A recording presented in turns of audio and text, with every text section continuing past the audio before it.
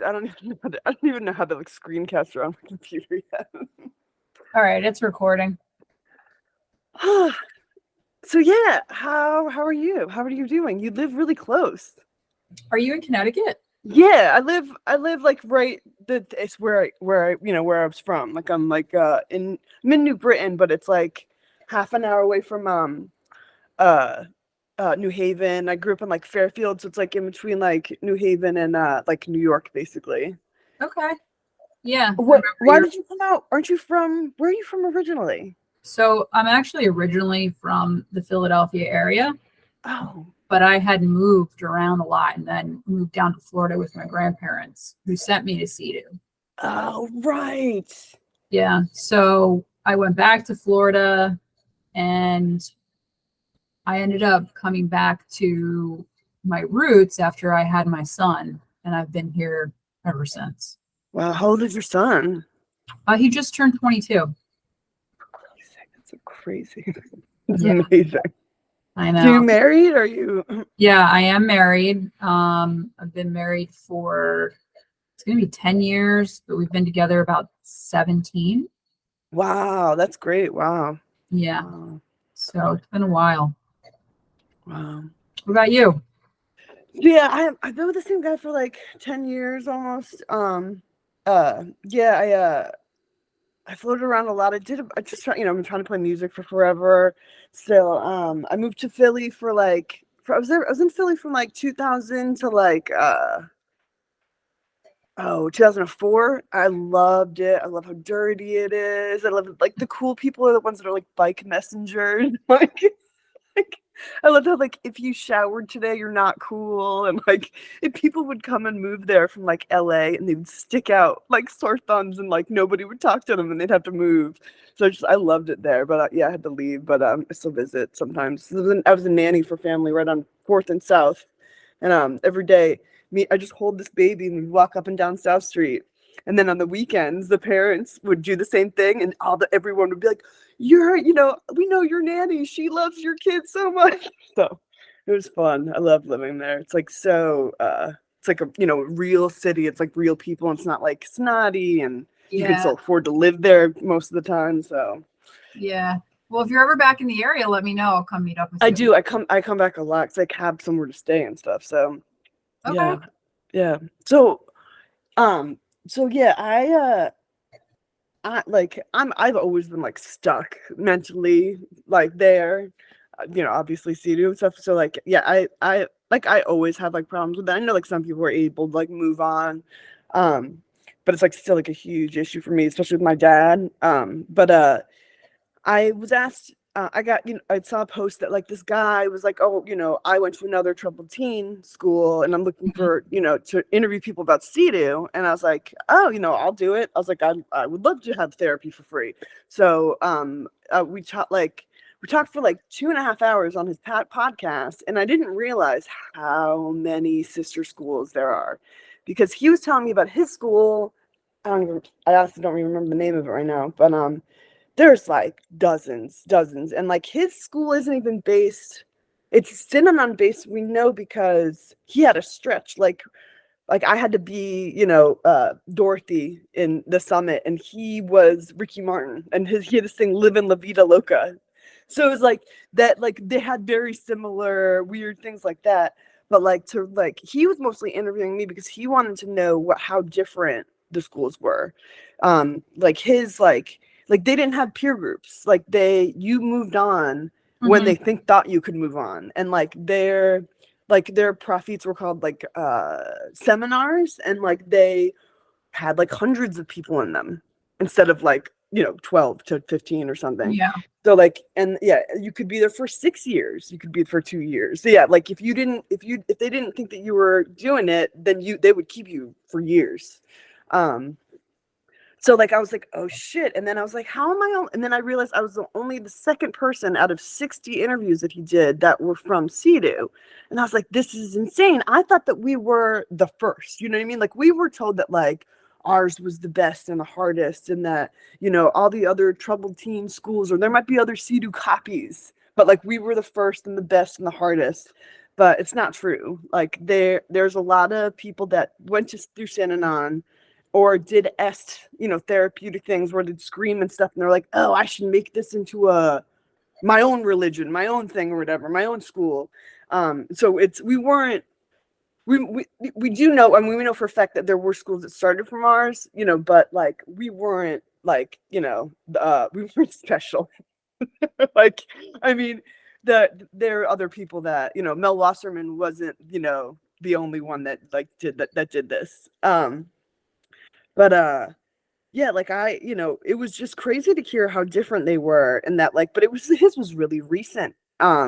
And there's like still like there's so many, like there's so many, and so it's like, like what is the point of talking all about all this? It's like it's just painful or like whatever, just brings up stuff. But it's like, no, there's fucking still kids that are still like, it's like, you do hear about like the gay conversion stuff, and it's like obviously that's horrible, and it's like it's very similar to that because it's like it's still behavior modification stuff, um but so yeah, that's the only reason why I wanted to like start talking about this again, is because like I was trying to get other people to talk to this kid, and they didn't know him, and they're, he like they didn't find him, I don't know. They just didn't know him. So like, I don't really, there was like, but people were like, but I would talk to you if you like did a new, a series of stuff. And so I don't know. Did you ever watch, there was a guy named Liam who did a whole bunch. Did you watch all of them? I'm sure you did. Yeah.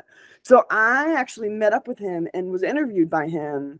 This was like almost 20, like 15 years ago, I guess. And because we talked about, like my mom died after I was there for a month, and it was pretty weird to like the way that they handled that. Um, so we talked about that, and then he died, I guess, a couple years ago, and so he's never gotten to work on the documentary again. Um, but yeah, so I mean, I do like. There's a couple reasons why I want to. It's not like I don't know if it's going to be a documentary or a series. You're my second interview, and I don't even really fully know the reasons why I want to do this, but I think that the fact that we have different opinions on our experiences there is important because, well, it's important for many different reasons, but like a lot of us still don't feel heard in the way that like we try to tell people what we did and they don't believe us, or like it's hard to explain to other people that we could read each other's body language and know if we were lying, or like. Um, like they're like the self-policing stuff, and like, dorm heads and stuff like that, but like how like, easily the staff could have left for a week and nobody would have noticed. It's, in some ways. Um, but yeah, I interviewed like Jamie Donahoe for like an Mm, hour and a half, and it was like really nice. And it was like, but I didn't realize he was a team head yeah, after. I remember him. Yeah, but he was in my peer group, so it's like I don't find him in fault, and I really don't find very many staff like from at fault, because at the core of it, I know like we already talked just really quick about it, but like I believe that what we were in was by definition a cult, and if it wasn't, then it was abuse. But if it was a cult, then pretty much nobody was at fault because there were actual scripts for like the prophets and stuff like that. Yeah. So like, yeah, so I wanted to like start a conversation with like all my friends and staff that would talk about it too, because they couldn't all have been evil fucking people. There was, yeah, Right. like I found like there's this girl named Lathrop who went to RMA, and she has an extensive website that's documented everything she can about all of them. So all right, so Okay.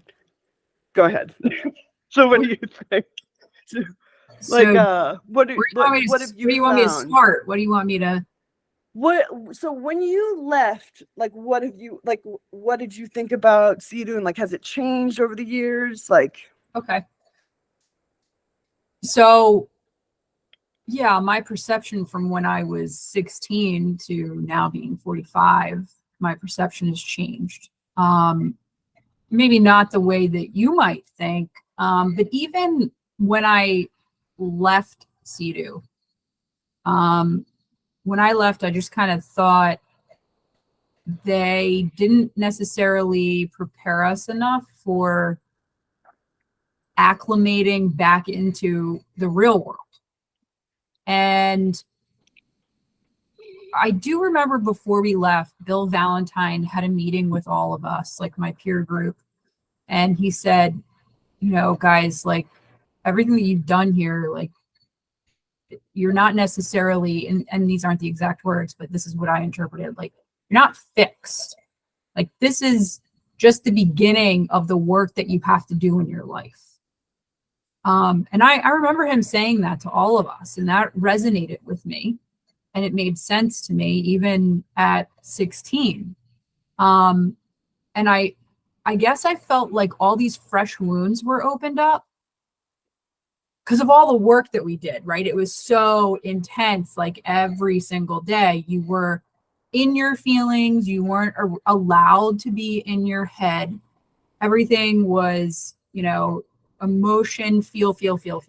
And, there was, I think, a negative stigma put on to being in your head.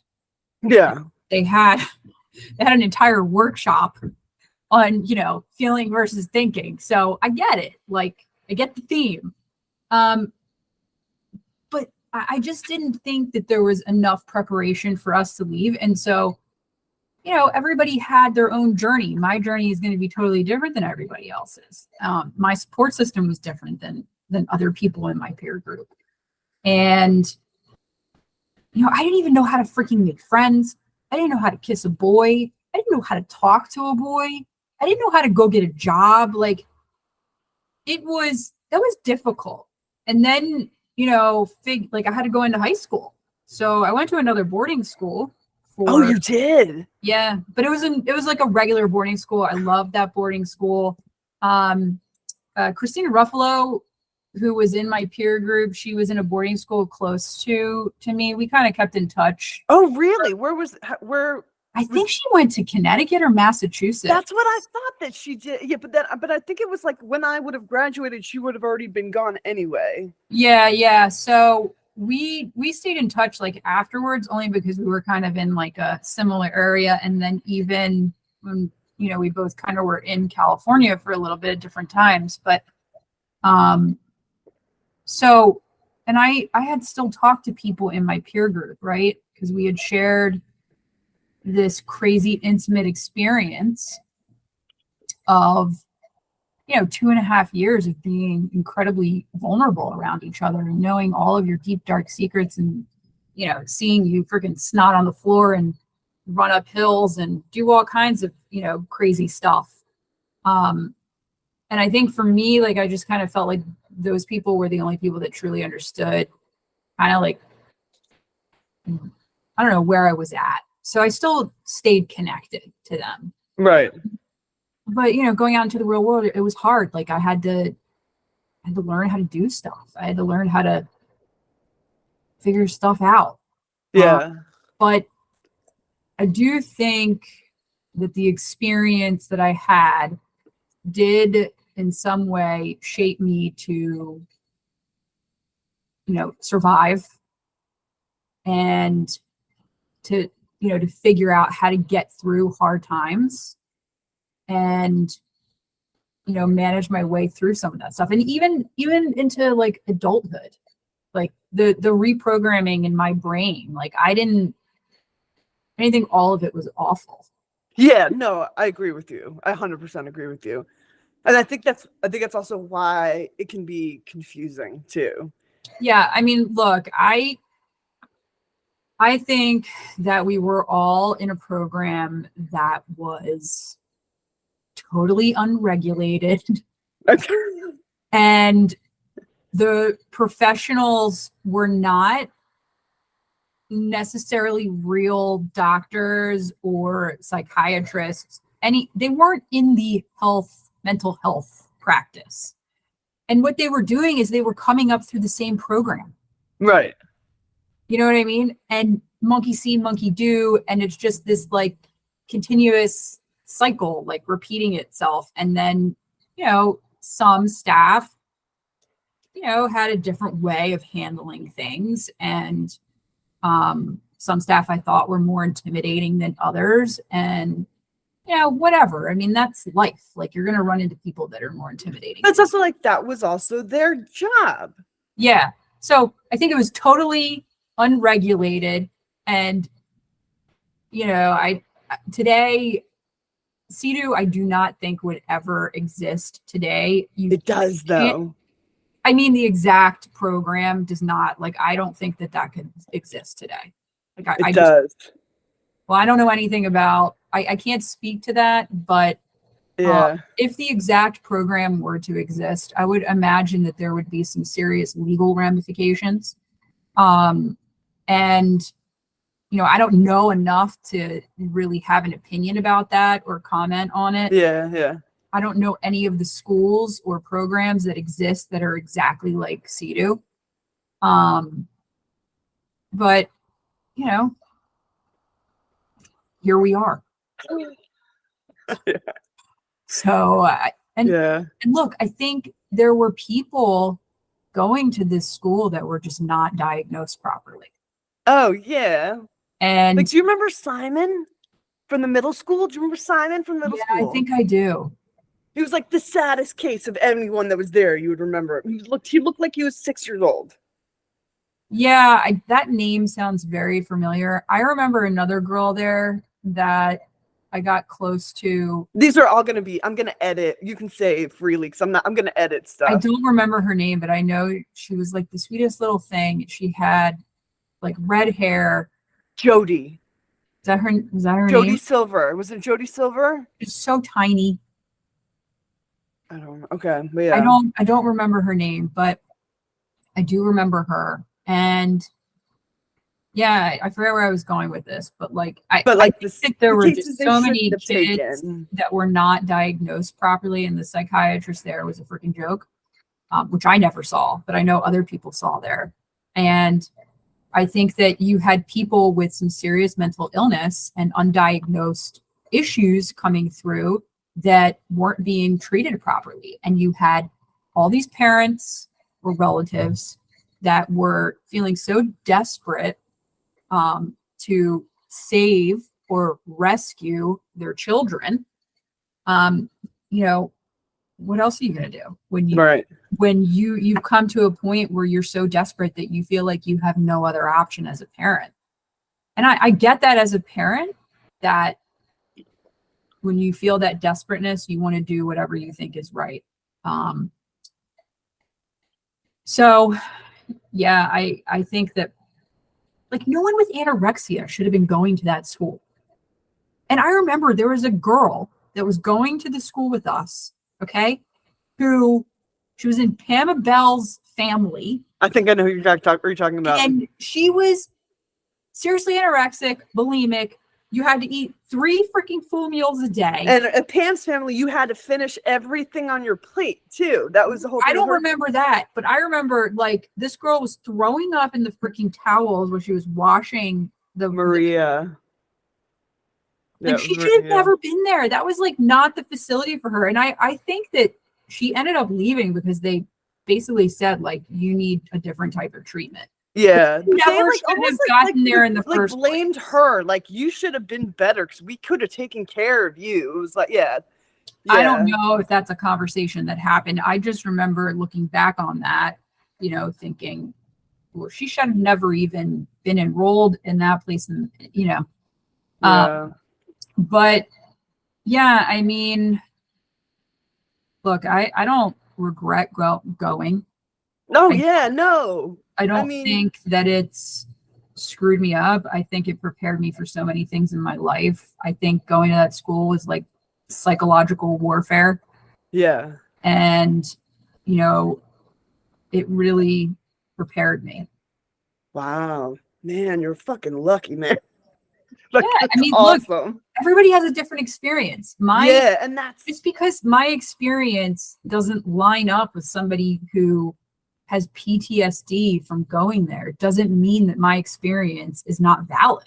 Yeah, no, and this is exactly why I wanted, like, as soon as I found out that we had a somewhat different opinion, I was like, please, I really want to make sure that we get this, because that's why it's so important.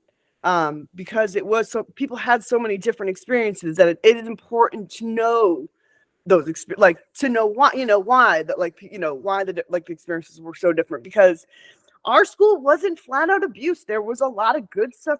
Like, I remember leaving and being able to talk my way around adults, like, insanely well. Like Yeah. just getting sent to the principal's office because they didn't know what to say to me anymore because like I had talked my way out of crazy stuff.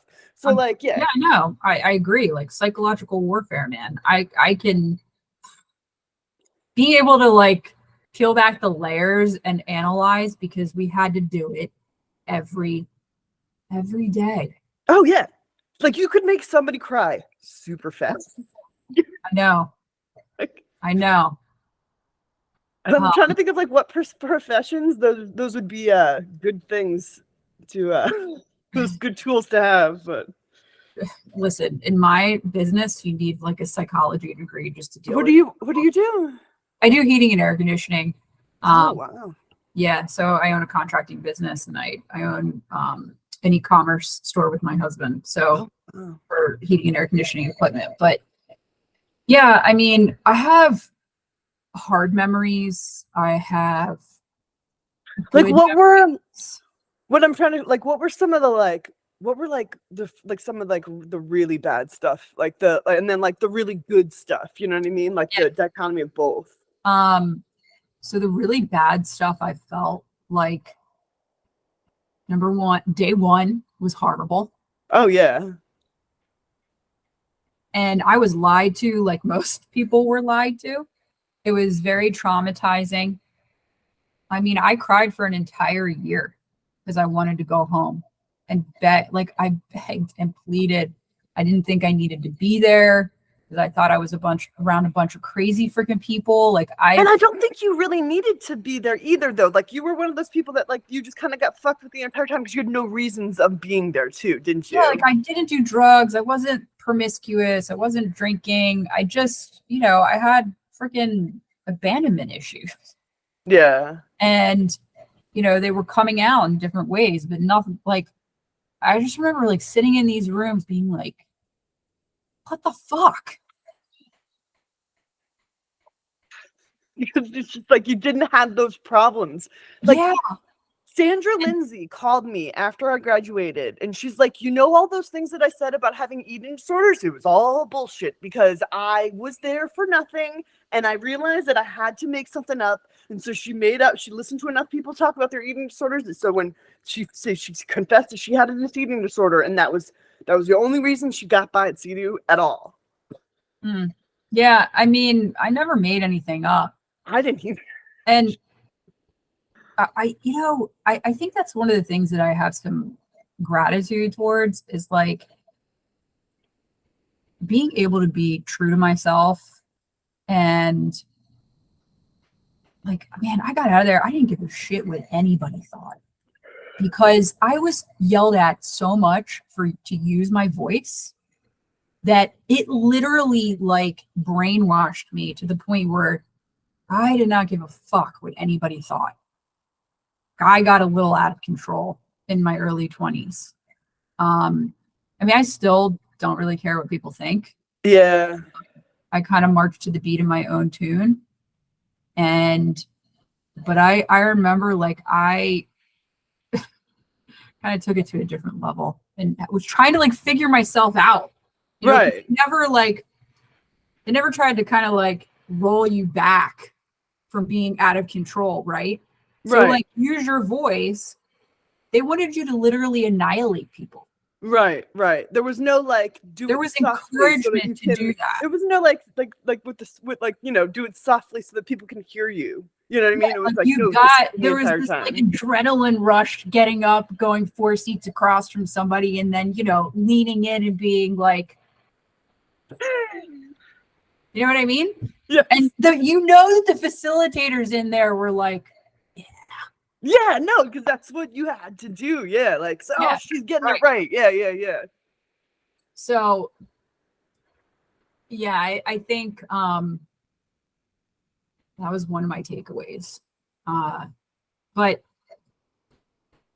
yeah, like I don't know, like I was saying, you don't think about it. You don't think about it that often. You're like I think you might be like one of the few people that like took it and like were like, okay, they gave me like, I think you were able to like use the good stuff. Yeah, I think that there were a lot of valuable tools in No, and the I mean, profits and the Prophet, the book. yeah, and the workshops that we did. But I will tell you this, when we did the summit and it was the final day of the summit, and I don't know if you remember the final day, but That's the, I'm you trying to remember. in the final day, everybody, like the old alumni come back, okay? And you're all standing around like in the circle. Right. And if you only went to CEDU for 6 months and you never got to do the summit, sorry, I'm spoiling things right now. So I remember thinking to myself, and I could not stop crying because I was like, holy shit, I made it through this fucking program. I am done. I am graduating. I am done. It was like such an emotional release for me. I will never, I don't remember what I was wearing. I remember where I was standing. And I just remember thinking like, oh my God, I'm done. No, I don't have to do any anything. more of this. It was And for me, that moment was graduation day. I was walking into the house in the area where we put like our jackets, and I was like, "It's the last day. It's it." I'm like, "I think I'm fucking out." I'm like, They can't make me stay anymore." It was like my graduation day. I was like, "It's it. It's over." When it hit me, I was like, "Holy shit, I'm out." But yeah, then after the summit, you still have what? It's like a couple months, but they're not yeah, too but it was bad. like, I mean, it was like smooth sailing from there. I mean, I don't even think they make you go to wraps after that, really. not really. I mean, you're pretty much like preparing for graduation. You're kind of like checking out. You're getting your ducks in a row because it's only like a couple months after that. And Yeah, I remember graduation day. me too. I remember your graduation day. I did not have much to say.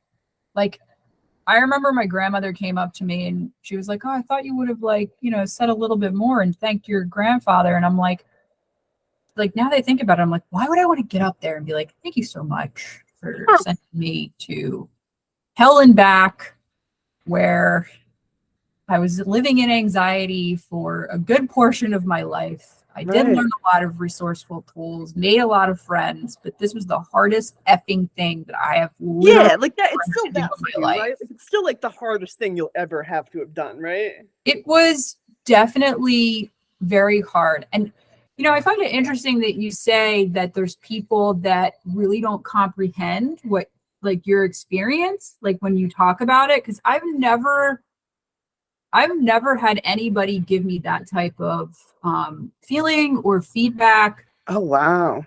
when I'm telling them about some of the stuff going on. Like they comprehend what I'm saying. It's just like really intense. Right. And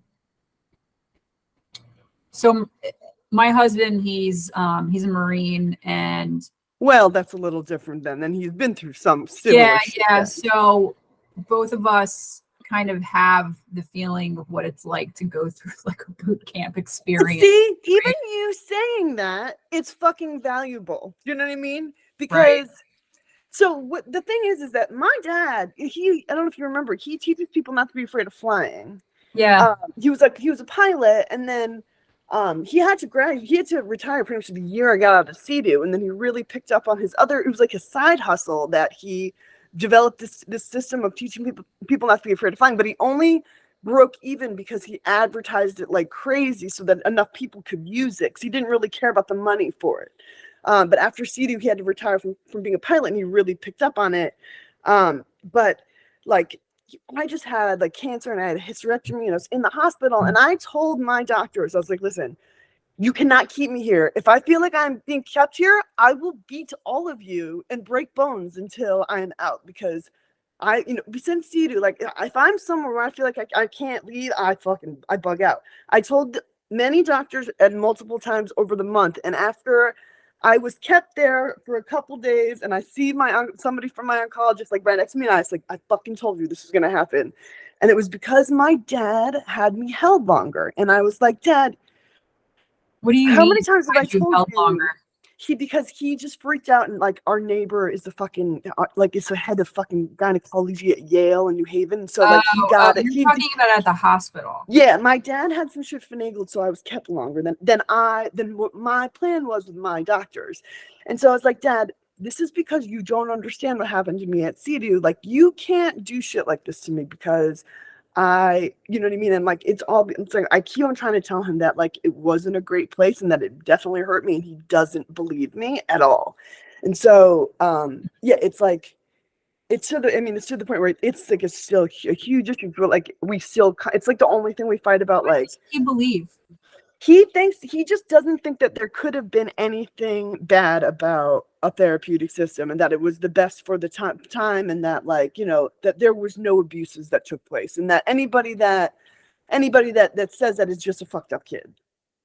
Mm. So yeah, I mean, like, yeah, he just doesn't, you know, he just doesn't believe, or like, yeah, he just doesn't, I mean, yeah, he just doesn't, like, I'm like, it was a cult, like, in the way that, like, we policed ourselves, they taught us to not think about stuff. Do you know what I mean? Like, I remember, like, especially with me and Jackson, do you know how many times, like it would be like, I would be like, just even talking about being upset about not being able to talk to Jackson, and like Catherine would be like, you can't even talk about this. Like, you can't, like that's part of the breaking bands. You're never going to be able to talk to him again as long as you keep talking and thinking about him. So like, when me and Jackson finally got together, like, it took so much for me to break that. So of like, oh, a relationship is just bullshit. Like, we have something stronger than a relationship. We have a friendship, and it's so much better than a stupid relationship. And for him to be like, Bunt, that's just you, like, it's not, like, it's stupid. You know what I mean? Like, like, the first time he actually like kissed me, like, it was so weird. Like, because, you know what I mean? Like, you're fucking Jackson in the woods. I've heard that. I heard that so many times. To the end, to a point, it's still upsetting to me. But it was like, it was so not true. Like, it was like, he was the only person that I remember after my mom died. Like, he came up to me and he's like, you know, like, I'm so sorry that your mom died. Nobody knew what to say to me about that. But he was like, you know, he was so fucking funny. I know. I Like, know. he was so fucking funny. And like that, like, we would talk and it was like, oh my God, the funniest person at the school likes me. You know what I mean? It was never like, so when everyone was like, you know, accusing me, it's like, why would you say that? You know what I mean? It's like, that's my, you know, that's my friend. Like, he would never even, you know. So it took forever for us to even like get, you know, to the point where we could have like some sort of relationship. And it was further complicated because of his, you know, I'm a rock star's son, therefore I can do whatever I want with whoever I want. And bad night to be like, okay, no, you can't do that. But I made him pay and it changed him, so that was good. But so yeah, I can probably even leave that in and he'll think it's funny. But yeah, so like, we've gone through a lot of crazy stuff just because that's school. But it's like, I'm even mad that like you and him don't talk because of, you know, political stuff. Because I mean, I don't even know what it is, but it's like, you guys went through fucking, like, and plus your peer group was different than the other ones. I don't know if you know that, but it's like, you know, I only I mean, I only saw the older peer groups that I saw was like Amanda Turchin and John Davidson peer group, and that to me was like, they were super powerful, amazing people, but I only knew them for 2 months because I got there in April before they graduated. But then the peer group after that was like, who was that? Was like Ron Denver, Yeah. and like Talia.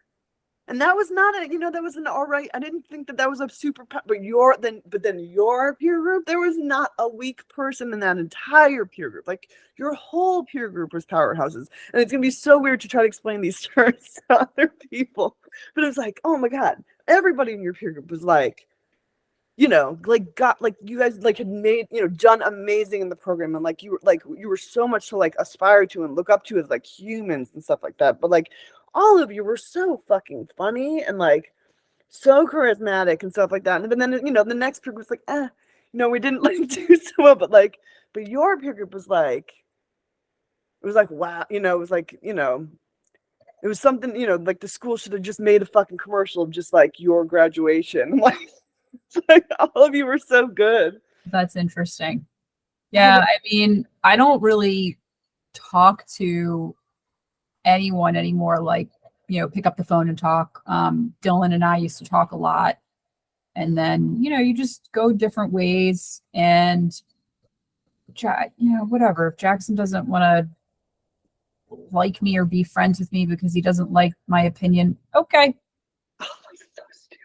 Oh, And it's not like we ever talked about it. It was just, he just kind of like defriended, which is just very, very, very silly. We all have to be able to agree to disagree, even about the CEDU experience. And, I don't really know what the solution is for the people that went through the program that either still feel hurt, are traumatized, feel damaged, um, can't let go, whatever it is that is still burdening that person. Like I don't know what the answer is, because I think for everybody it's going to be different. yeah. Maybe some people need to forgive, and with forgiveness, maybe they can let go.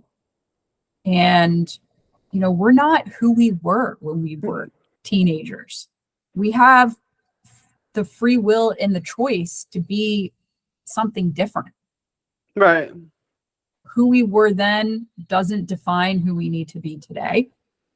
And, I think that, hopefully through this experience that you're having with interviewing people, hopefully you'll have some healing. And, with your dad, I guess I had to do the same thing with my dad, but not for the same reasons that you are experiencing with yours. And my mom told me this once, and it really resonated with me. She was like, "Stop going to a dried up well for water." And I'm like, "Yeah, I guess you're right." Like, if I could just let go of having this expectation that my dad is going to be able to give me what I need emotionally, Yeah. or make it okay, or whatever it is in that moment that I am asking for my dad, like, Yeah. if I can just let go of recognizing that this man is like going to a dried up well for water, Yeah. it might actually help me release. And I was able to do that. And I was able to stop going to my dad as a Right. resource to get that emotional piece needed, because recognize he's just not capable. Yeah. And I think that that's it. That is where he is too. But and I mean, I don't think he's ever going to accept that it, but but like, there's just like there's so many of us that just don't like there's a girl that I've noticed that she had a TikTok about seed and was put into like she made it into a YouTube. And like even the fact that like she's like, so I don't have post-traumatic stress disorder, I have complex post-traumatic stress disorder, and I was like, oh shit, I know I have that too. And she's like, it's something because of the amount of time that we were there for, that like she's like, I'm always asleep and I'm going through the program, I'm going again, but I'm at the age I'm at now. And then like, oh my god, you described all of the dreams I've had for the last 20 years. And I'm like, just because somebody else said that it was real, it makes me feel better. You know what I mean? And like, it's I know Yeah, that you like feel validated. yeah, and I know these are like new stupid terms that the new generations have given us, but it's fuck, you know what I mean? And but like, but it's like it's a representation and seeing your but like. It was just really weird. It's like to do this kid's freaking podcast, and it's like there's so many, like there's so many fucking schools, and like Look, there's no I'm not going to regulations. say that I don't agree with some of these schools, because I do agree there are people out there that could benefit from these programs. But like, if you had a choice, like what you like, you imagine like being, What do you like mean? being 22 and choosing to do something like that would be totally different. Like, Sure, but yeah, as a teenager, like, our brains aren't even developed. This is why our parents are in charge. And I think that there are some kids that do need a special type of structure. yeah, yeah, And it's about finding the right place. And I'm not saying that every place out there on the market that does this stuff is the right place. Would I yeah, send my kid to freaking CEDU? No, no, I yeah, wouldn't. But would I send them if I was desperate and wanted to get help for my kid? yeah, I would go through a process of trying to find the right fit. Yeah. No, I can, yeah, and I can understand that too. Yeah. So, look, I had to send my son to military school. Oh, you did? Yeah, his freshman That's year, also and he your, agreed to go. oh, And I'm going to tell you, it was reminiscent of CEDU for me because I couldn't see him. I couldn't talk to him on the phone. I felt I felt like everything was flipped yeah. as the parent. Yeah. And I'm like, oh my God, I made this choice. My son agreed to go. And like, it was so hard and reminiscent of like the CEDU experience, but from like a totally flip side, Right. where I couldn't see him for months. I couldn't talk to him. I could only write letters back and forth. And, he told me it was a really hard experience, and it was super hard for me. Um, and then, my grandfather got sick, got dementia, had to be put in a facility. So I remember going to visit him. He couldn't leave the place, and he was crying when I was leaving. And I'm like, oh God, have the tables have turned? Fuck. Like, here I am telling you, no, you can't come with me, watching you cry as I leave. It's like, this is freaking horrible. Yeah. Yeah. And to think about like how hysterical I was on the phone when they would leave, pleading and begging, don't leave me here. Yeah. you know um so there were a couple times that I kind of like felt like roles have been reversed, and um brought some of those feelings, like unpleasant feelings, back. Yeah.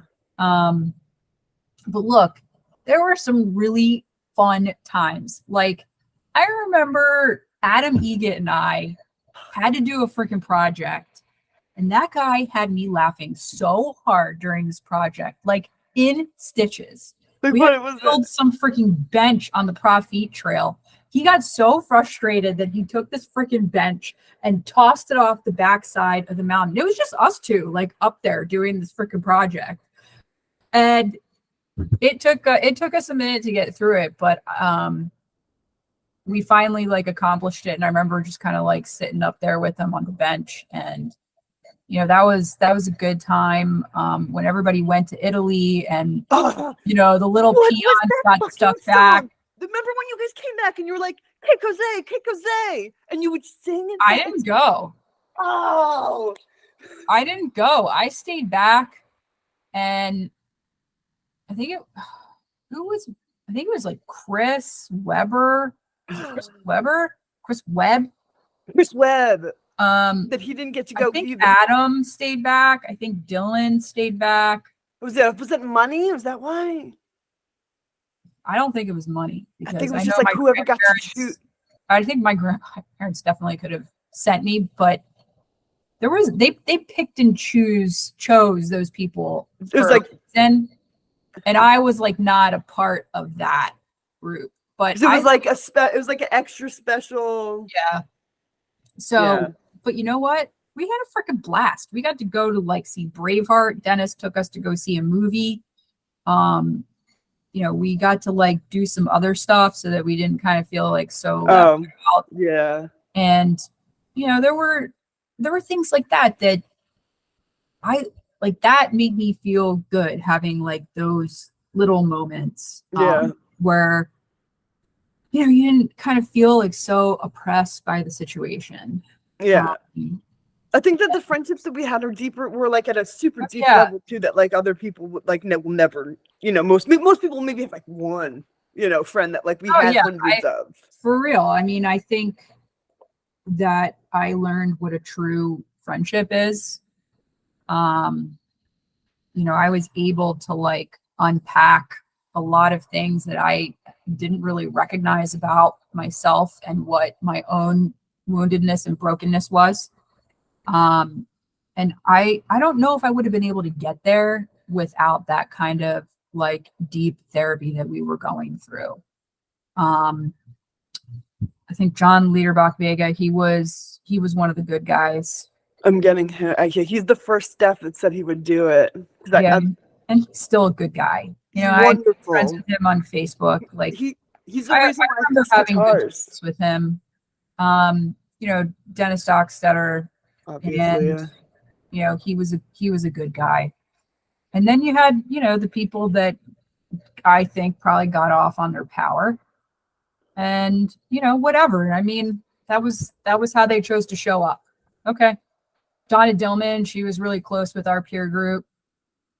What was the story of her? Like wasn't like her husband died or something? No, what was that story? Steve Unch? Laird? Yeah, Steve Unch. So they were dating, and he was climbing K2. That's what it was. Yeah, and what happened, she was out in the wilderness doing, I think, either Wilderness Quest or Wilderness Challenge, and they couldn't get in touch with her. So I think Bill Valentine and somebody else had to hike out there to tell her what happened. And he died trying to save somebody. Right. Yeah. Oh, God. That was what it was. Yeah, it was super crazy sad. Wow. Yeah. So, wow. Yeah, that happened while we were there. Yeah, I remember that. Yeah, we were all trying to support him. He had like stationery that he had made. We had bought the stationery to help support his trip. He had like come in and done like a slideshow for us. So wait a minute. Are you telling me that they found Donna when you guys were on your wilderness challenge? No. We were at CEDU. Donna was in the wilderness in Joshua Tree. Oh, okay. They had to go out there because they couldn't get in touch with her. Oh, okay. Yeah. So they had to go out there, tell her, and I think another facilitator had to stay because she obviously wasn't gonna stay out there. I don't know what group she was with. Wow. Yeah, but I remember that. Wow. I thought she was pretty inspirational. Oh yeah. There were a lot of there were a lot of really great people that were, that worked there too. Like, do you remember Elizabeth? Yeah. Like, she was awesome. And like, I thought Joel was fucking super nice too. But I also even remember, like, I think he ran my children's Prophet, Joel. Really? Yeah. And like, I think that he also ran part of my summit. Like, I remember him being the judge of the cookies. So I was like, he was definitely, but I'm like, but he was never, because it's the whole thing, it's also been like interesting to see like who has bad memories of people. I have not a single bad memory of Guy Bonanno. Me neither. But I know that a lot of people, like, that's like their biggest issue was how he treated them. But like, Guy was a teddy bear. That's what I thought too. Who basically like would call you out on your shit. I mean, that's what I thought too.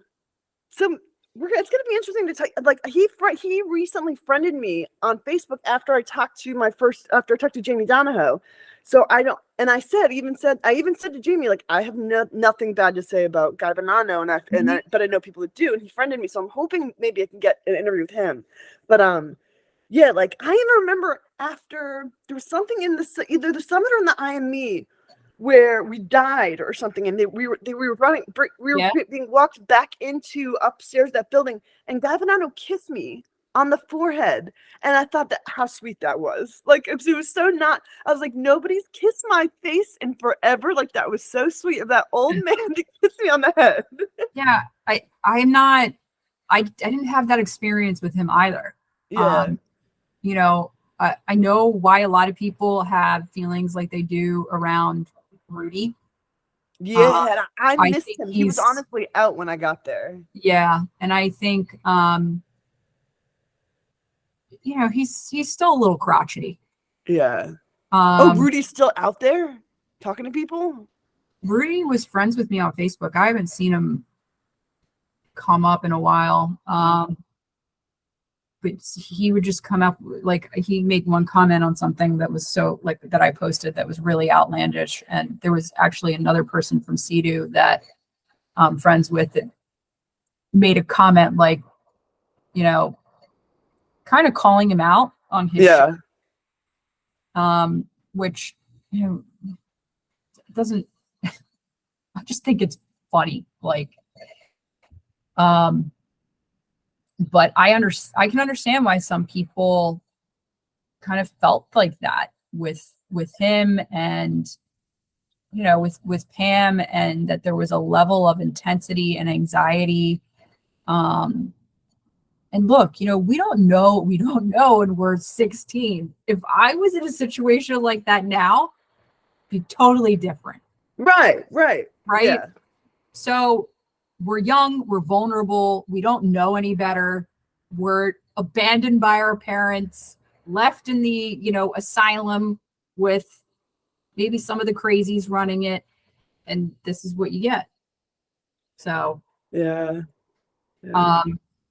I did find it a little odd looking back that, like, our dorms were never locked.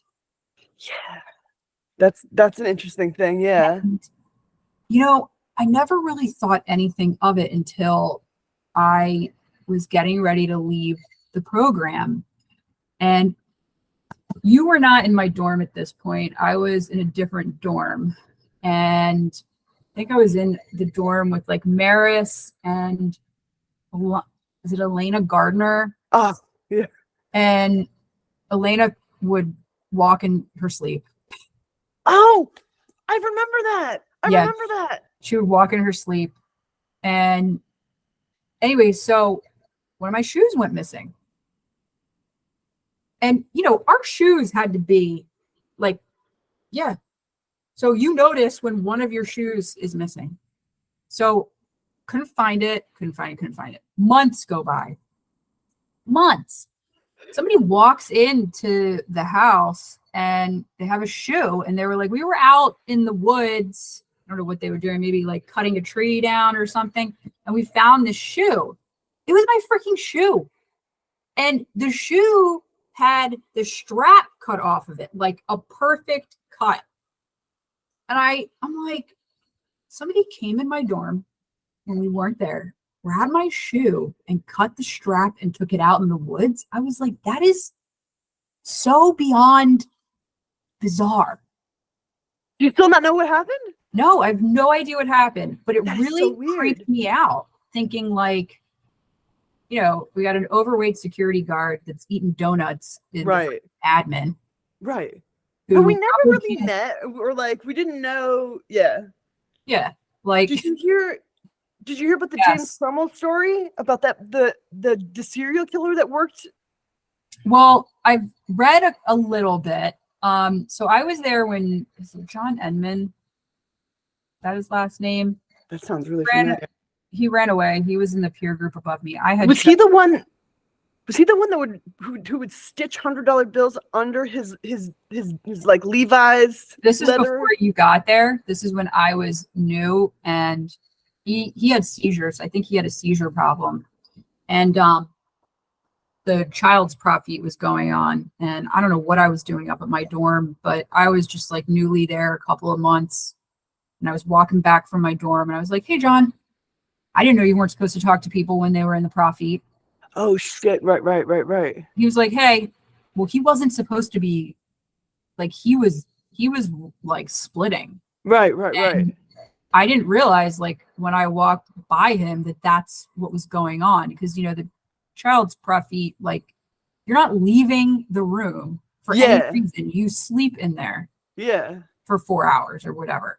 Yeah. And he ran away. They never found him. Holy fuck. So you were the last person to talk to that guy. Oh, I don't know if I was, but I remember seeing him, and I remember he was in like a gray sweatsuit. Wow. He was heading to the boys' dorms, probably to get his shit and leave. But I remember when he left, they never found him.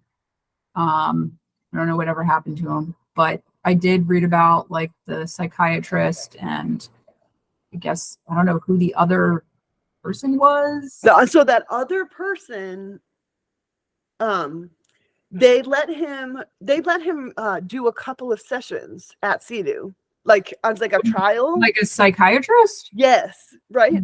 So one day Pam Mabel says to me, there's a new psychiatrist. Would you mind having a session with him? And I say, sure. So I go to there's because I wasn't medicated or anything. I definitely should have been, but I wasn't. But there was, like I could definitely tell, like this was a weird thing that they were just trying, kind of a thing. Like this wasn't needed for me personally. It was just like she was like, Right. go see this person. So it was in an office that was in, remember where like the dance studio was that Yeah. so remember that, and then there's the admin building, but there in Yeah. between there was offices, like a couple. I don't remember. I can't visually remember, but I know that there was. Okay. And Jamie remembers them because when I said Jamie, he's like, I know what you're talking about. So I had to go in there. So I see this guy with his mustache, and I'm starting to talk to him, and he's at this desk, and he puts his head like this on the desk and continues to listen to me talk. I am like, I'm the fuck out of here. There's no other way I'm saying that. It was so creepy that I was like, okay. I immediately just walked out, walked back up the graduation stairs and into the house, found Pam, told her exactly what happened, and she was like, okay, I understand that. And when I tell people that, I'm like, you don't understand how weird, I must have felt so unsafe because for me to just leave a situation like that when you're just do what all the staff tell you, because it was new staff, I knew but it was like, I was like, no, I am out of here. Like that was so weird. But it's definitely the guy it was James Cromwell. It was like that guy that was like a serial killer. So what was he doing? He was. Like they don't know. They think that like he might have been had a part. Like, did he get locked up or did he die? yeah. Oh yeah, he's locked up now. Yeah, he's definitely locked up now. So what did he do? He abducted. Just kids, but they like I don't know if they were found out, but like they think that like he's part of like some of the missing kids from CEDU though. I don't think it could be from that early because it wasn't that early. But there was another kid that was there around the time that was missing, but was like right when I got there. So I don't really know if he really abducted other kids, but it's just creepy to know that I definitely talked to a killer or like had maybe session with Yeah, a. and should we be surprised? Because No, but that's the whole thing. It's like, well, yeah, because that's how easy it was to work at CEDU. Was that like I mean, right. yeah. Yeah, they weren't doing background checks back then. No, you just have to go through the program. Something Jamie said to me was that he figured out that he couldn't tell all his disclosures pretty fast. As an adult, that was like, no, there's some you're supposed to leave out. Like like if you're an adult telling kids, like, don't tell them certain things. He wouldn't tell me what they were, but I thought that was pretty funny.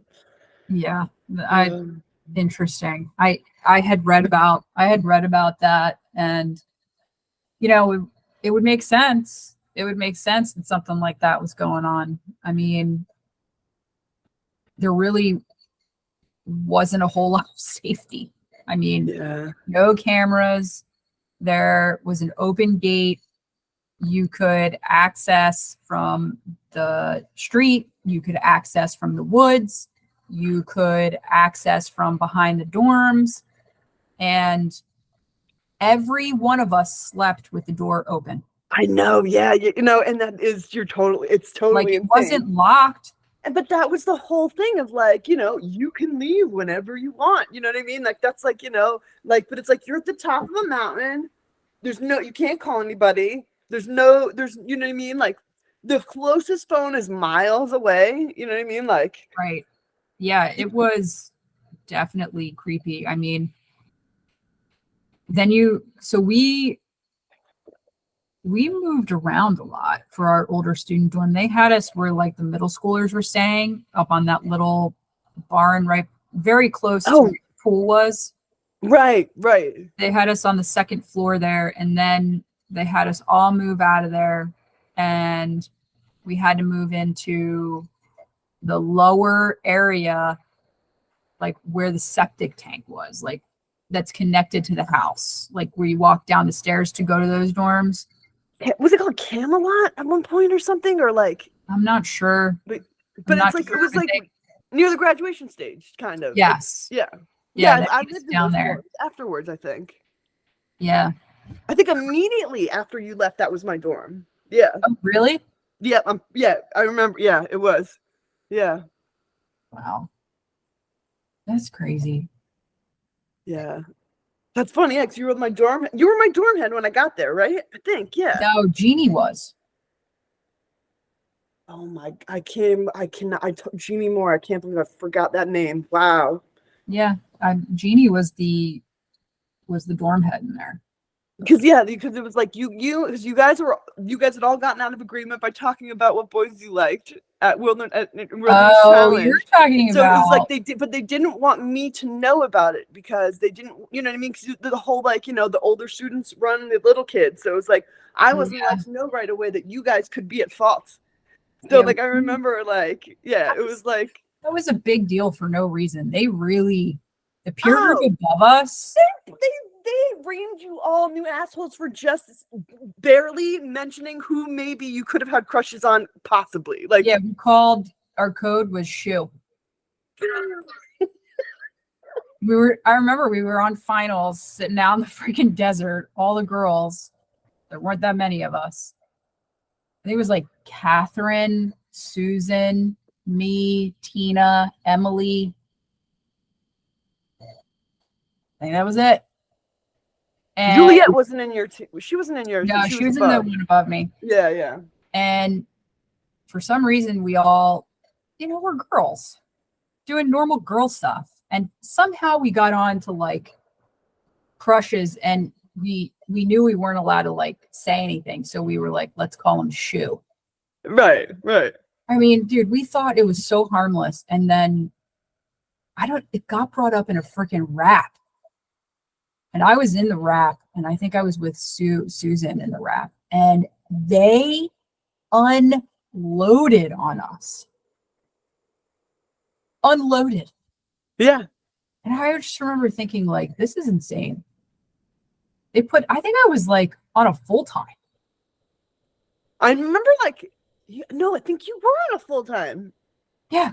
I think I was I on a think full the time for Catherine was that. the least. No, I think the Catherine was the least in trouble. I thought that I was remembering that you were the least in trouble, but now that I'm thinking about it, I think the Catherine was the least in trouble. Yeah. Like they called Susan the ringleader. Wow. Yeah. That was gnarly. And I think I remember Donna Dillman like thinking, like, this really isn't a big deal. Like, why are we making this a big deal? Oh, And really? yeah, but I think that she kind of had to like go along with it. Of course she did. Of course she did. Yeah. But man, they crucified us. Do you know about what my peer group did? No. So so our older student dorms was Hilltop.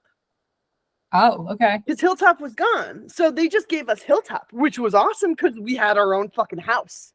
So it was like my Hilltops was me, Allie Karn, Leanne Bankin, but then we also had like Michelle Van Driel, because she was 18, but she was in the peer group below, and it's also Amy something. She was from Texas. There's a girl named I forget her last name. Who was also in the peer group below, but she was above 18. And then Tina Johannesson, Robin Williams, Melissa Gutierrez, and Jackie Mandel. I think that's everybody. And then they gave us their older student dorm, didn't give us any privileges. Like, we didn't have any dating privileges, couldn't listen to more music, or like we could only listen to selected CDs that were approved, and some of them wouldn't get approved. That we were getting nothing. We got like no extra, like no privileges, like extra. So we were like, fuck this. We had like 2 months left. Tina Johannesson was like, somebody brought her off campus to buy her graduation dress.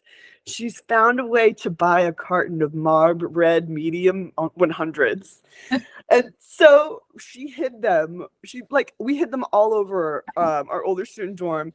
And at night we were just smoking cigarettes and making out with each other and like giving each other head and like just doing crazy stuff. And like they're like, because we just didn't care anymore, because we were just like they didn't give us anything, and like it was like we had done nothing wrong, so we were like, why, like, what did we do, you know what I mean?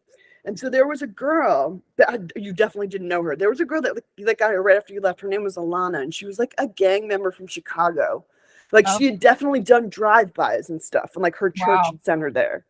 And she had become really close with Tino Johannesson. Um, and we were like in about to rap, or a rap, something was about to start. We were all just sitting around, and she went up to a whiteboard and just wrote, "Summit is dirty," and walked away. And we all were looking at each other like, fuck. And our body language said it all. We were like, oh, yeah, we were totally caught immediately. I still don't know how she knew that we were like, but like, it would like, it all got like confessed to. And like, I had like Pam, like, You guys copped out we to had all to of like, that? we pretty much had to, yeah. Because one person did, and then like, because at that point you just had to. So like, yeah, I was like, yeah, I sucked Dave Bozart's dick and he ate me out. Like I had to say that. Like, it was like we were all just like experimenting. We never did, like, I've never given head. And they were just like, we didn't, had our older student dorms, and like there was no staff room. We just stay up all night and do whatever the fuck we wanted, because but like, we had a couple, like, what are they going to do? And they still let us graduate. We didn't have a legacy night.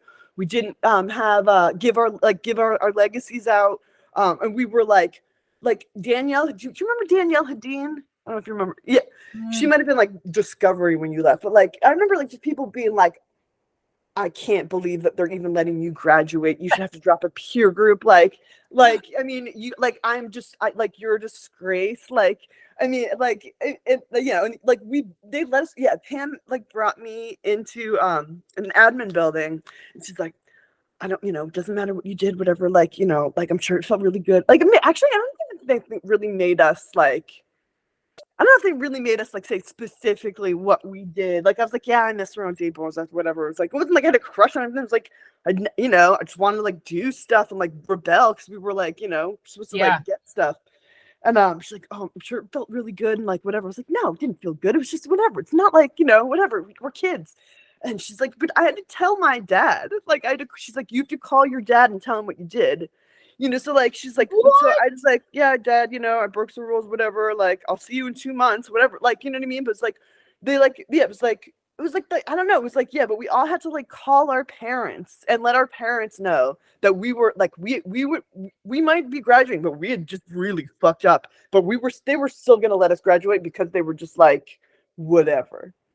So then I went back and visited multiple times, like 3 times at least. Once for like a week with Jackie Mandel for the summit, and for Julian's summit, or no, it might have been Cody Walker's.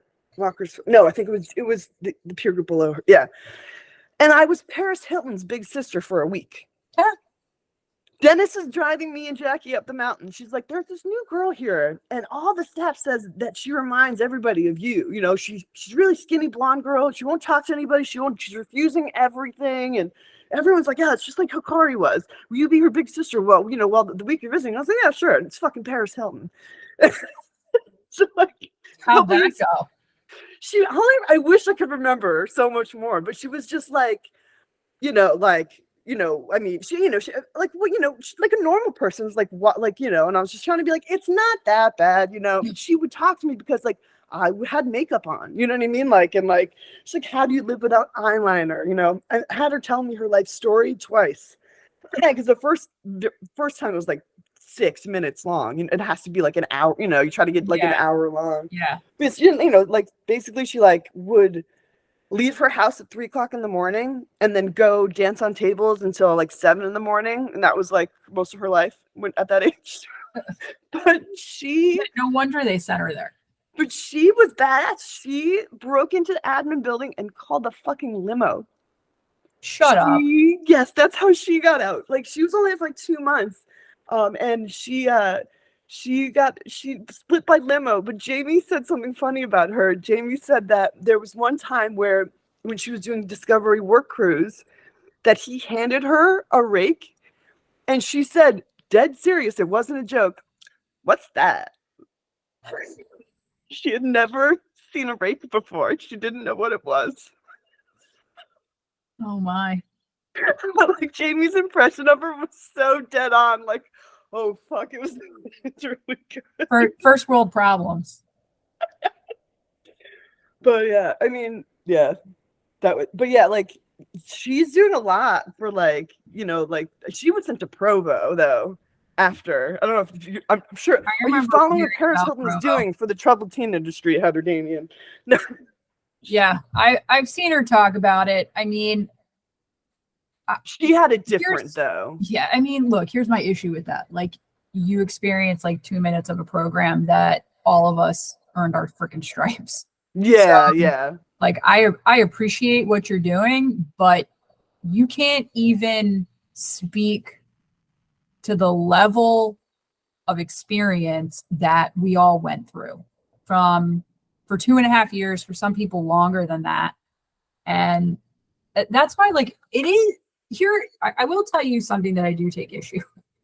The people that didn't complete the program, that were there for like a couple months or maybe like 6 months, and write a book about and it. yeah, want to freaking cry about it and write a book about their experience. And I'm just like, dude, you have no idea. You have freaking no idea Yeah, what what it was like. yeah. None. 6 months is nothing. Like, we all did our time. The only thing is, and you're talking about. I know there's that one. It's I have the book. I still haven't read it. Yeah, The I, James, I the know James I Tipper know book. what you're talking about. And hey man, more power to you. But how can you really write a book about that when you didn't even go through the whole entire thing? The only thing that I think that it's important only because I haven't read it, but I mean I haven't been able to read it. But I think it maybe the only reason that could have been written was because he was only there for a short amount of time. Maybe. Do you know what I mean? Like because he I just remembered can't stuff that like even do you remember believe. like there was like a girl with the pearl earring? Remember that painting? Like that was like on one of the walls. And even I didn't even remember that on the walls there was lights above all these paintings on one of the walls. And like the way he described stuff, like I totally didn't remember any of that. It was Yeah, just like in the, like I know like I do find it annoying that like people are getting recognition for being there for such small amount of times and I know. complaining about it, but also like I think that because because what they saw was so extreme in this short amount of time and they could explain it really well because it was so little. Do you know Yeah, what I mean? maybe. But I 100% agree with you, but that's my only like I kind of get it a little just for that reason, like Yeah. It was I mean, I still have my scrapbook. I do too. It's that is hard for me to go through. Um I have all the letters that everybody wrote to me. I have all the pages. Like, it definitely takes me back. And some, like, there is a piece of me that doesn't necessarily like going back there, but there's other things that give me, some fond memories of, being able to laugh in horrible situations. And um, when you tell somebody I was out in the wilderness for 14 days and did a solo by myself for 4 days when I was 16, people look at you like, what the fuck? And you know what? For us going through that, like, you just did it. You know what Yeah, I mean? Like, that was actually fun. That part was like, oh, okay. That wasn't even like the bad right. part. Like, you prepared for it, you expected it, you were out for it. I don't know, just a different perspective. So, yeah, I remember my freaking sleeping bag broke on night one. No. Yeah, the zipper broke, and I was like, oh shit. I was terrified, like a scorpion or a snake Fucking was gonna, like, tarantula. yeah, come and like sneak underneath. I was so paranoid. I was so paranoid. So what did you do? Were you, I took the zipper and I slept with it underneath me. yeah, yeah. Nothing could like creep in, and I like stuffed all my clothes at the very bottom of my bag. So yeah, Oh, that's peed scary. all around my area, marking my territory. Yeah, I was always scared that like, there's a Coyotes. tarantulas out there and I have huge arachnophobia and they're like, just don't look for them. If you don't look for them, you won't see them. And I never saw one. I So, never saw one either. I saw a rattlesnake, heard coyotes. Um, I just recently went to Israel about a month ago, oh, and wow. yeah, we were out in the desert, and um, it like it was a good feeling. Oh, Like, I wow. liked being out in the desert. Like I loved Joshua Tree. I had some really good experiences out there with my peer groups. Um, so there was something nostalgic about it. Uh, I didn't think that any of those trips were necessarily traumatizing. I agree. I highly agree. Yeah. Yeah. I, Yeah, dude, definitely. I just remember something. I gave you my shirt, my CEDU Wilderness shirt. It was the shirt that I wore on Wilderness Quest, my repeat Wilderness Quest, and every wilderness trip I did. It It was was like torn white, up. right? It was gray. It was torn up. I remember they tore your ass up about that you were walking around in a holy shirt. I like handed Oh, that down to you. Do you remember that? I do remember that. And I had to get rid of it. I think I had to throw it away. Yeah, they yelled at you for that. Oh, yeah. And I was like, what do you mean? I'm just wearing a shirt that my friend gave me. Yeah. And they're like, you can't wear that. Yeah. It was like, Yeah, I think it's like I imagery handed or, it down to you. yeah. Yeah. And that's like, that was the legacy. Yeah. Yeah, Yeah. I remember that you got your ass reamed because you were walking around in a holy shirt. Wow. I don't remember. I mean, like vaguely, like I remember it like it was somebody, like it happened to somebody else. I actually found my Summer Olympics t-shirt Oh yeah, from 96. So I think it was right after, it must have been right after you left. Unless it was unless it was 95, it might have been 95. You were there because I remember that, who was the girl Danielle that graduated, that she curly had to hair. stay later to finish school? I don't remember. There's only one Danielle I remember there. She had really curly hair like mine. Yes, her. Yeah. Okay. She had to stay a couple months later to finish college, and I remember that she had done something in the Summer Olympics. She could actually do a whole Pull pull up. up. So yeah, so then it was, so yeah, so you were for that, there for that. Then I think the t-shirt that I have, yeah, it's funny. Yeah, I forgot about that They made t-shirt you throw it away. because that was the whole thing too. It was like you couldn't give things to people though too. So I don't even know how you were able to give me that. I Because don't remember, you remember weren't allowed not to like being able share to give people clothes. things. You Really? were. Maybe you were like, or maybe you were allowed to give. Huh? Were you allowed to give people stuff? Yeah, pretty sure. But like you couldn't share it, right? Or like, Yeah, you sharing stuff was you had to get permission, but I do remember the t-shirt. that's so funny. I think I remember being, yeah, being yelled at part. Yeah, that is funny. Like I wonder. Ridiculously I stupid. wish I had that still. Yeah, the whole like the yelling at people, the having to figure out stuff to yell at people so that you wouldn't get yelled at. Yeah. Like how many times that I'd have people yell at me like, we only know about you is that your mom died. But I was like, really? It's like you couldn't have picked someone else. Like, or that like, it was like, so I got there, was like, I was a virgin. I'd smoked pot a couple times. I was just like hard to deal with. My dad like talked to an education consultant and was like, oh, Right. you should send her here, Yeah, same here.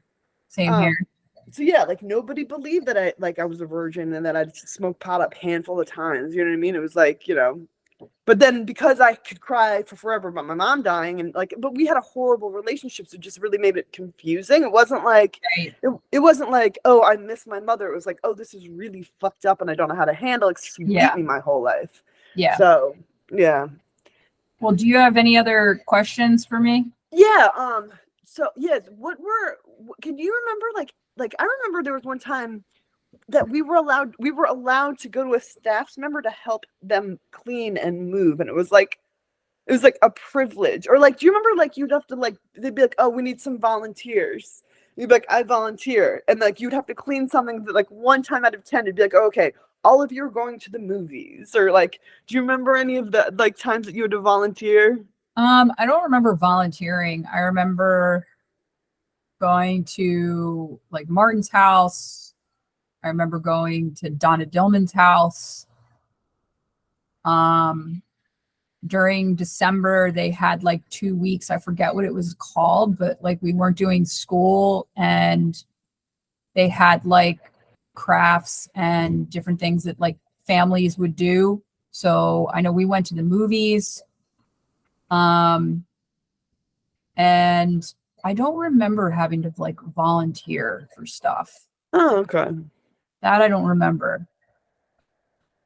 But I do remember going over to like some of their houses Yeah. Yeah. as like group trips. Yeah.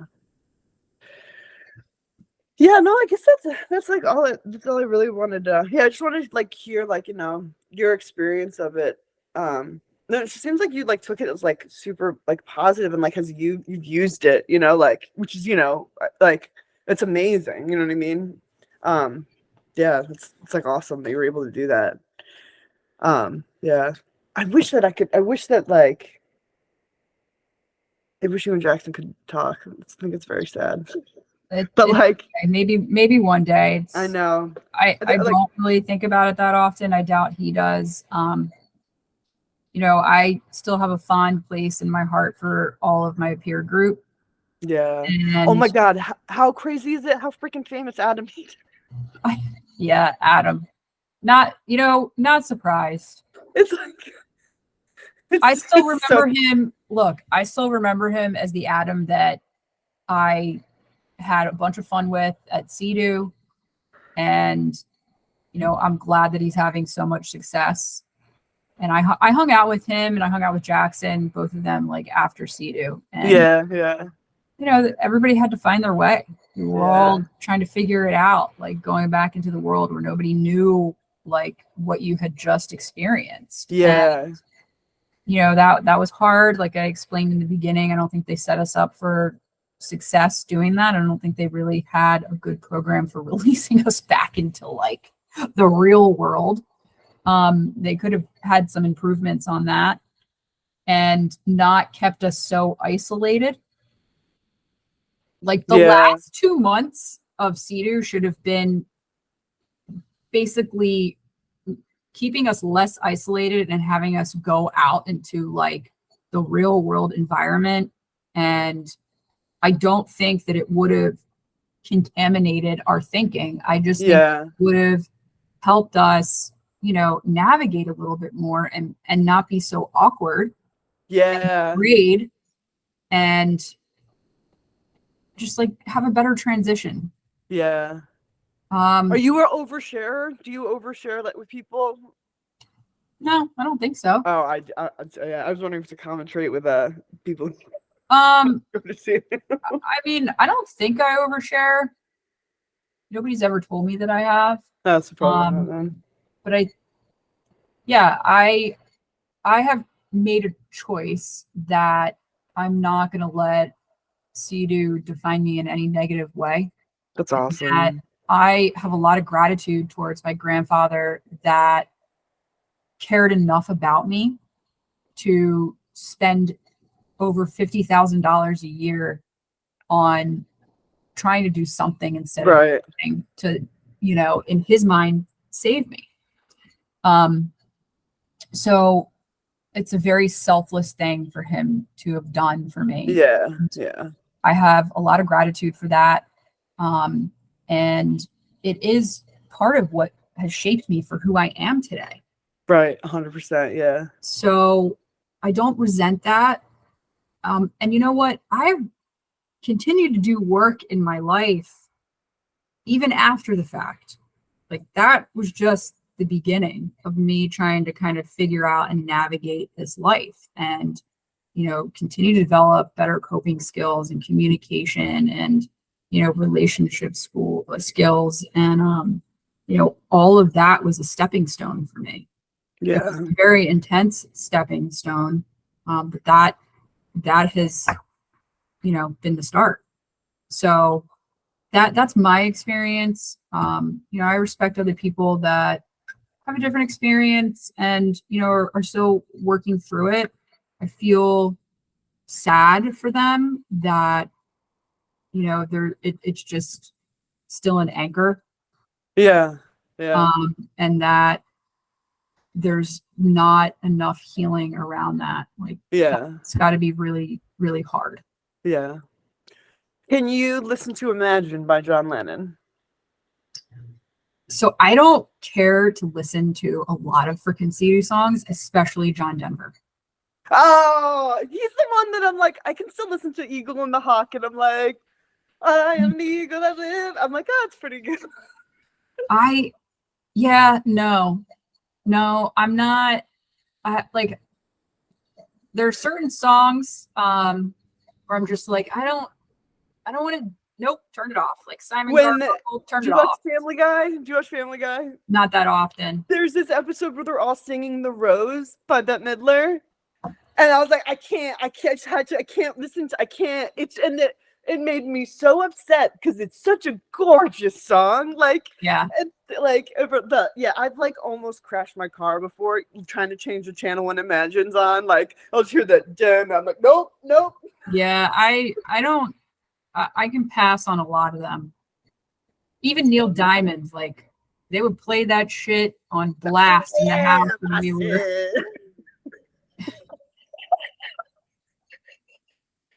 I know. I think like John Denver was like our like peer group song. Yeah. Oh, yeah, you guys song. wanted it to be One by U2, but they didn't like the lyric and leave a bad taste in your mouth. And so they made it, yeah. They made us pick some dumb song. Yeah. Sorry, I don't even think that we had that when we, yeah. Oh, things that some people want to know. Does anyone, maybe it was even you. People were wondering where like Dario is and Joey Ramirez. I thought Dario passed away. No, really? Where did you hear that? Why do I think that? I don't know, because I know he's nowhere, and I feel like he would have, I feel, do not quote me on that. I thought maybe something happened where he passed away. Yeah. But I could be very wrong. So yeah. I don't want to start that rumor. No. I know that a lot of people that I went to school with, well, not a lot, I mean, like a handful, have passed away either for health issues or suicide or, other reasons. So I don't think there's one person in my peer groups that like I never heard from again, which was Chris Webb, right? Yeah, huh? Yeah. I hung out with Tina Rahman about 10 years ago, maybe 9. She came to New York City, to Manhattan. She got in touch with me. And so I came, like, I hung out in New York for like 2 days with her, and we went to like the Empire State Building and did like really corny stuff.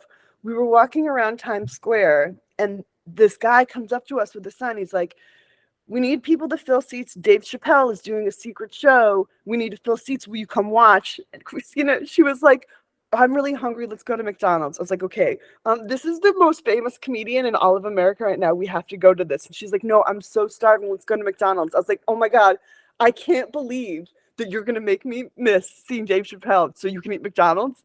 And we go into the McDonald's, and the guy follows us. He's like, you know that I'm kidding. I'm serious. I'm like, I know that you're serious. She has no idea who Dave Chappelle is. And so for the rest of the 2 days, we just talked to random people. I'm like, who's the like most famous and funny comedian like in the world right now? And they'd be like, oh, Dave Chappelle. I'm like, okay, thank you. You have no idea. Tina Rahman was a good person. And it was like, she was there, and like we were talking about like why she was there, and she was there because she got tricked too, because it was like an educational consultant. It was like they just like picked like any school in America, and it just happened to be. Yeah, she did not need to be there. How did they treat her? Did they treat her like a little easier because they figured that out, or? Pamela Bell loved her. I think she, yeah. Yeah, she really favored her. She went to India with her. She what? Pam flew to India? Was that what you just said? Yeah, I'm pretty sure Pam flew to India on a home visit with Tina. Wow. Yeah, Tina didn't get to go home that much. Well, no, and I remember that like one time, she was really sad because like, like she had to get her clothes when like, somebody would take her shopping or whatever. Or it was Bangladesh, I think, Yeah. but her parents were in Yeah. India at the Jackson time. used to call her the Bangladeshi bomber. Oh my, I remember that too, and that's so not cool now. It's so not cool now. But she seemed like really Oh, good. She was like, Tony was in our peer group. That's right. oh, did you forget Tony? I got Anthony? Tony, Anthony. Do you know, like they would always talk about cheese, and they'd be like when they came back for like Elena Gardner's graduation, there was like this cheese plate that had been put out, and like Adam Egget was like, remember how we'd always be like cheese? She's like, I don't even really like cheese.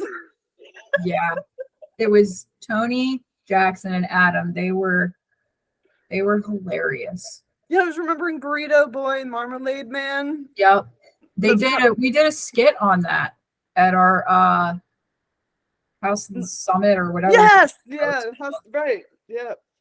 Yeah. Jackson and Adam did the Marmalade Man and Burrito Boy.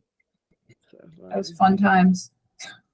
Yeah. I mean, that's in that. Yeah, those were those are the parts I want to remember too. Well, you're Jewish. Did they even celebrate? There was no Hanukkah. Was there a Hanukkah? There was nothing.